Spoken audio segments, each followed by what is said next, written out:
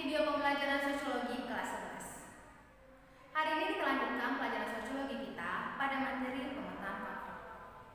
Pada pertemuan lalu kita sudah membahas kekerasan dan perdamaian. Hari ini materinya pada buku paket halaman 142. Persiapkan buku paket dan buku catatan kamu untuk kita simak bersama-sama penjelasan materi hari ini.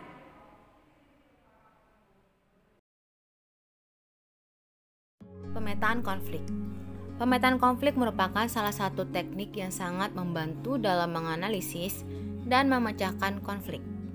Berikut beberapa metode dalam memetakan konflik. Antara lain yang pertama, sumber konflik.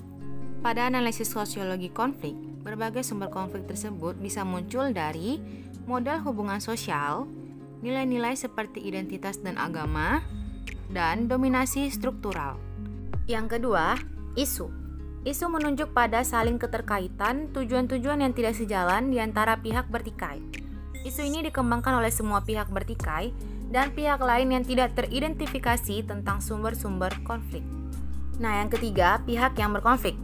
Pihak yang berkonflik adalah kelompok yang berpartisipasi dalam konflik, baik pihak konflik utama yang langsung berhubungan dengan kepentingan, pihak sekunder yang tidak secara langsung berhubungan dengan kepentingan, dan pihak tersier yang tidak berhubungan dengan kepentingan konflik. Pihak tersier ini sering dijadikan sebagai pihak netral untuk mengintervensi konflik.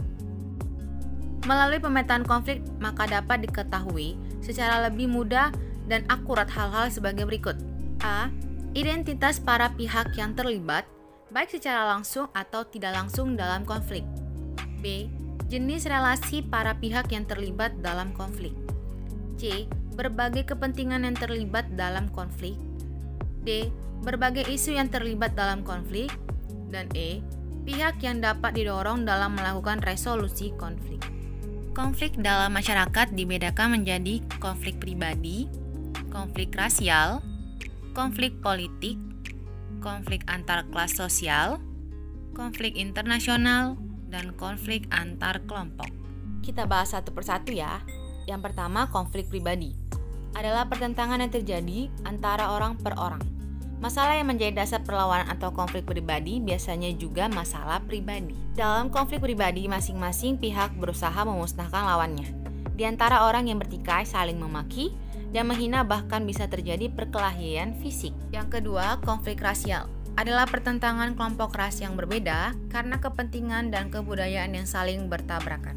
Konflik rasial umumnya terjadi karena salah satu ras merasa sebagai golongan yang paling unggul dan paling sempurna di antara ras lainnya. Yang ketiga, konflik politik merupakan aspek yang paling mudah untuk menyulut ketidaknyamanan atau ketidaktenangan dalam masyarakat. Konflik politik merupakan konflik yang menyangkut golongan-golongan dalam masyarakat maupun di antara negara-negara yang berdaulat. Yang keempat, konflik antar kelas sosial merupakan pertentangan antara dua kelas sosial. Konflik itu terjadi umumnya dipicu oleh perbedaan kepentingan antara kedua golongan tersebut. Yang kelima, konflik internasional, yaitu pertentangan yang melibatkan beberapa kelompok negara atau blok karena perbedaan kepentingan. Banyak kasus terjadinya konflik internasional sebenarnya bermula dari konflik antara dua negara karena masalah politik atau ekonomi.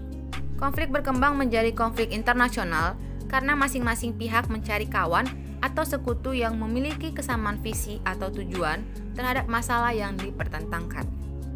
Yang terakhir, 6. Konflik antar kelompok. Terjadi karena persaingan dalam mendapatkan mata pencarian hidup yang sama atau karena pemaksaan unsur-unsur budaya asing.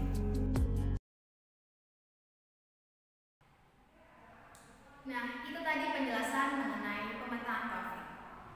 Pemetaan konflik dilakukan dengan cara mengetahui sumber konflik, isu, dan pihak yang bertikai. Konflik yang ada di masyarakat dibedakan menjadi 6 jenis, yaitu konflik pribadi, konflik rasial, konflik politik, konflik antar kelas sosial, konflik internasional, dan konflik antar kelompok.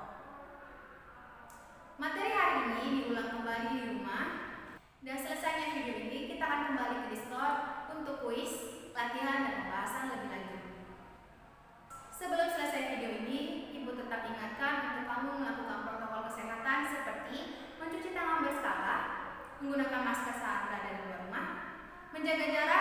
dan menghindari keramaian agar semua tetap sehat. Sampai jumpa di video pembelajaran berikutnya dan tetap semangat.